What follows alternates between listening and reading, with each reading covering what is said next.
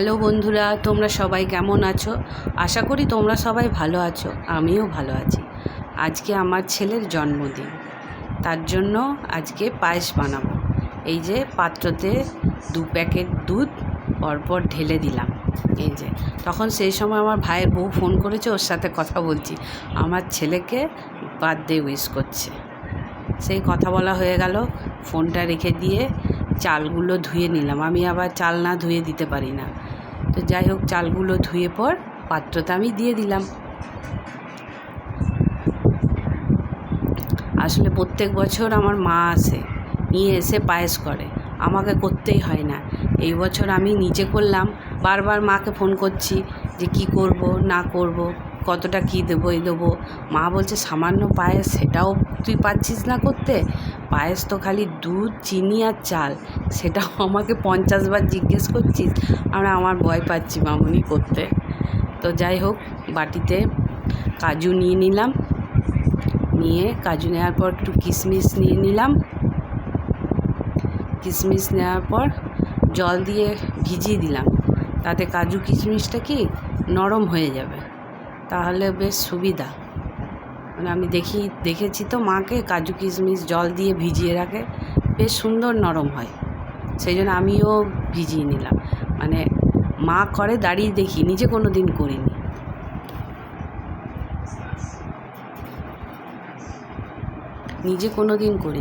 এই যে আমার পায়েস কমপ্লিট হয়ে গেল। এবার এদিকে ছেলে অস্থির ধরিয়ে দিয়েছে, তাড়াতাড়ি করো তাড়াতাড়ি করো, কিছু খাইনি, খিদে পেয়ে গেছে। আর তোমার এখনও হয়নি? আসলে একটু লেট হয়ে গেল আজকে। মানে এত গল্প করতে শিখেছি, মানে গল্প করতে লাগলে না গল্পই করে যাচ্ছি, মনেই থাকছে না যে আমার ঘরে কাজ আছে। ওই জন্য আমার ছেলে আর আমার বর দুজনেই বলে তুমি খুব গল্পবাজ হয়ে যাচ্ছ। মানে একবার বকতে শুরু করছো তো বকেই যাচ্ছ, টাইমের কোনো হিসাব নেই। আমি সত্যি বলছি, আমি প্রচুর গল্প করতে ভালো লাগে, আর যার সাথে একবার শুরু করি আর বন্ধ হয় না। এই যে চলে এলাম আবার, পায়েস, মিষ্টি, ধান, দুব্বো, চন্দন সব দেওয়া। এই যে বার্থডে বয় রেডি, একদম পাঞ্জাবি পাজামা নতুন পরে একদম রেডি। এই পাঞ্জাবিটা ওর বড় মামা দিয়েছিল। আমি চল এটাই আজকে তোকে পরে পায়েস খায়। এই যে বসে পড়লো আসনে। এই আসনটা হচ্ছে ওর অন্নপ্রাশনের আসন, মামা বাড়ি থেকে দিয়েছিল। সেই জন্য প্রত্যেক বছর ওকে জন্মদিনে এই আসনটিই আমি পেতে দিই, ওর অন্নপ্রাশনের আসন।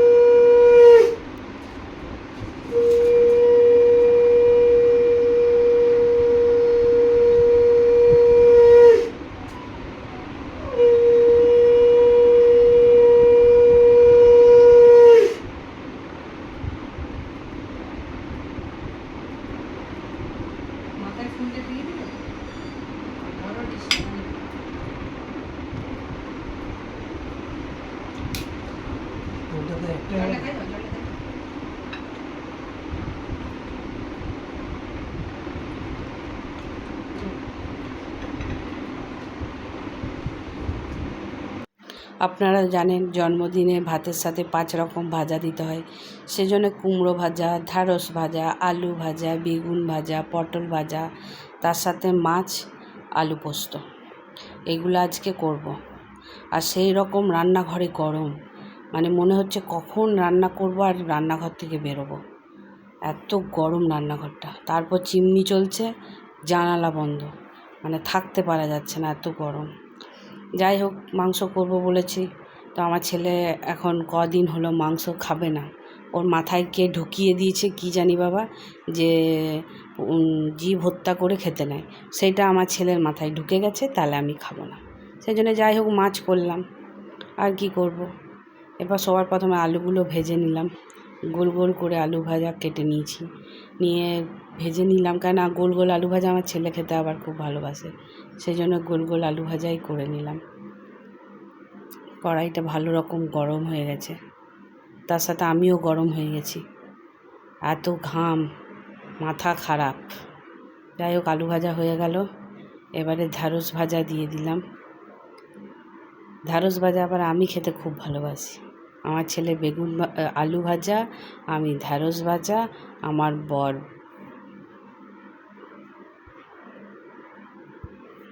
বর বেগুন ভাজা, এইগুলো খেতে ভালোবাসি।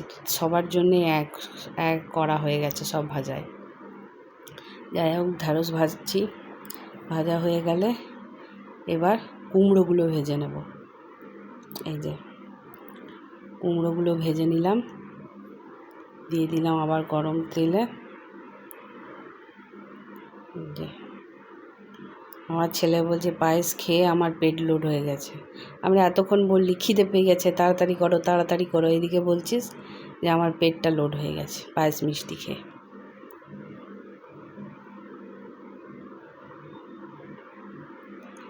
যাই হোক, যা হলে আর কিছু করার নেই, একটু ঘোরাঘুরি কর, খাবার তো খেতে হবে। এই যে পটল ভাজাগুলো ভেজে নিলাম।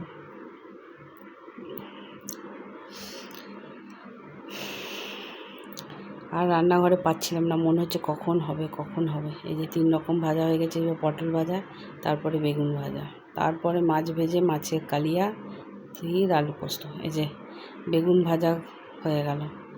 এরকম মনে হচ্ছে কড়াইয়ে দেবো, ঢাকা খুলবো, ভাজা রেডি। কড়াইয়ে দেবো, ঢাকা দেবো, কড়াই ঢাকা খুলে দেখবো ভাজা রেডি।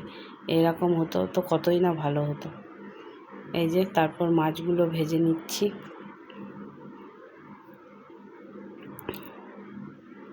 মাছ আমার বর মশাই ভাজছে, আমি সেই সময় ছিলাম না। আমাদের ফ্ল্যাটে একজনের বাড়িতে পুজো হচ্ছে, সেই ডেকেছিল, গেছিলাম, সেই ফাঁকে ওকে রান্নাঘরে ঢুকিয়ে দিয়েছি, তুমি রান্না করো, আমি আর পাচ্ছি না। এই যে আলু পোস্তটা হয়ে এসেছে, পোস্তটা দিয়ে দিলাম। আপাতত রান্না কমপ্লিট, আর পারা যাচ্ছে না, মনে হচ্ছে কখন বেরোবো রান্নাঘর থেকে।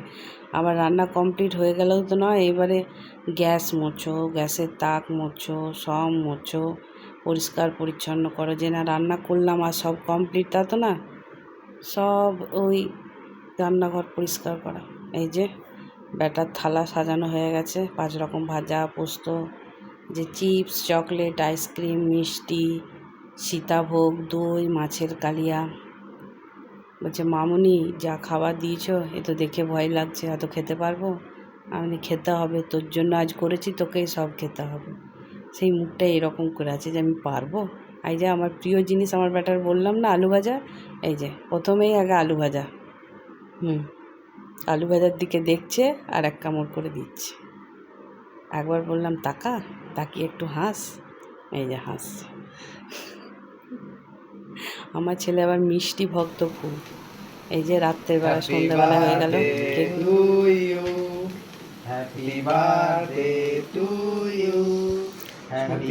হয়ে গেল, তো কেক নিয়ে চলে এসছে ওর বাবা। এই যে কেক কাটা হবে। আমি বলছি আর কেক কাটতে হবে না, বড় হয়ে গেছে। হ্যাঁ আমি যেন অনেক বড় হয়ে গেছি, তুমি এমন করছো। এই যে বাবাকে কেকটা খাওয়াচ্ছে, এই যে ওর বাবার চোখটা একবার এই দিক আর ওই দিক করছে। এই যে বাবা আবার ব্যাটাকে খাইয়ে দিচ্ছে, বলছে না উল্টো হাতে খাওয়াতে নেই, দাঁড়া এইদিকে ঘুরি তারপর খাওয়াই। ওর বাবা এত মানে না, এই দিক খাওয়াতে নেই, ওই দিকে বসতে নেই, এইদিকে মাথা করতে নেই। আর এই যে আমি খাইয়ে দিলাম। বলছে মামুনি কেকটা খুব সুন্দর খেতে, চকলেট কেক। মানে হ্যাঁ, আচ্ছা আমাকে একটু বেশি করে দিও। এই যে দাদামণি কেক খাইয়ে দিচ্ছে ভাইকে। এবার ব্লগটা কেমন লাগলো তোমরা জানিও, ভিডিওটা লাইক আর সাবস্ক্রাইব করে দিও। Bye, good night.